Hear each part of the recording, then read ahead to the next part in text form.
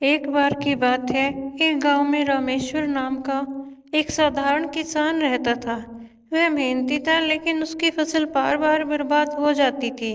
कभी सूखा, कभी बाढ़, तो कभी कीड़ों का प्रकोप। वह निराश हो गया और एक दिन मंदिर में जाकर भगवान से प्रार्थना करने लगा।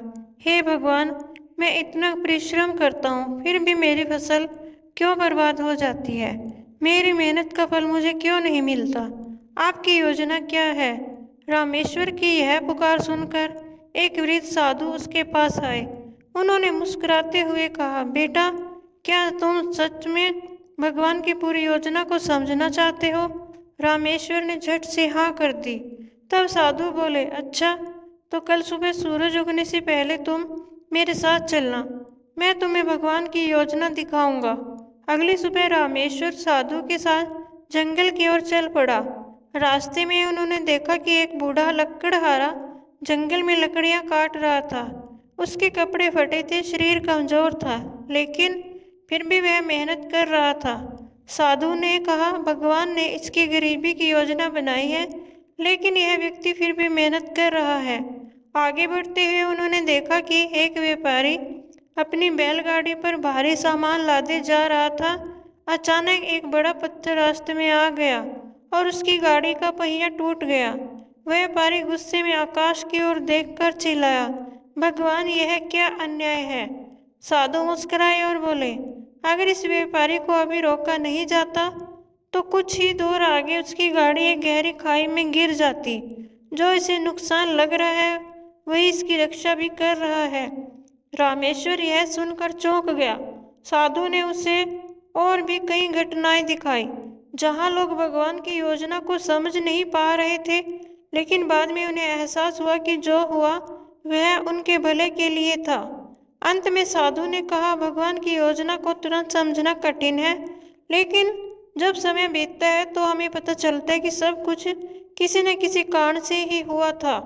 रामेश्वर ने सिर झुका लिया। अब वह समझ चुका था कि भगवान की योजना इंसान के हित में होती है। बस उसे धैर्य रखना होता है और अपने कर्म करते रहना होता है। वह मुस्कुराया, साधु को प्रणाम किया और अपने खेत की ओर लौट गया, इस विश्वास के साथ कि मेहनत और धैर्य का फल अवश्य मिलेगा। भगवान की योजना इंसान के लिए अज्ञात क्यों होती है? यह एक गहरा दार्शनिक और आध्यात्मिक प्रश्न है। इसके कई कारण हो सकते हैं। सीमित बौद्धिक क्षमता। इंसान की समझ और ज्ञान सीमित होता है, जबकि इंसान की योजना अनंत और गूढ़ होती है। हम केवल तात्कालिक घटनाओं को देख पाते हैं, लेकिन उनके पीछे की बड़ी तस्वीर नहीं समझ पाते। ईश्वर में विश्वास और धैर्य की परीक्षा। कई धार्मिक ग्रंथों में कहा गया है कि भगवान की योजना पर विश्वास करना ही भक्ति का एक रूप है। जब इंसान को तुरंत उत्तर नहीं मिलता तो यह उसकी आस्था और धैर्य की परीक्षा होती है। मानव स्वतंत्रता।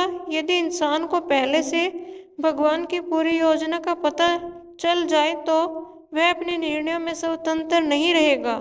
जीवन में संघर्ष और अनुभव से ही इंसान सीखता और विकसित होता है। समय के साथ योजना का खुलासा। कई बार भगवान की योजना धीरे धीरे स्पष्ट होती है।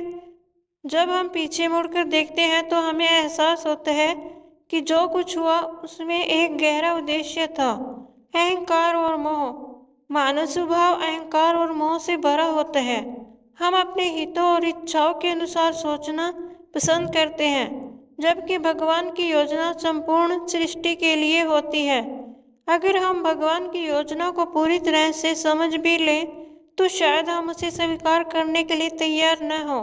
इसलिए सबसे अच्छा तरीका है कि हम अपने कर्तव्यों का पालन करें, सही मार्ग पर चलें और भगवान की योजना पर विश्वास रखें। दोस्तों, मेरी यह वीडियो देखने के लिए आपका बहुत बहुत धन्यवाद।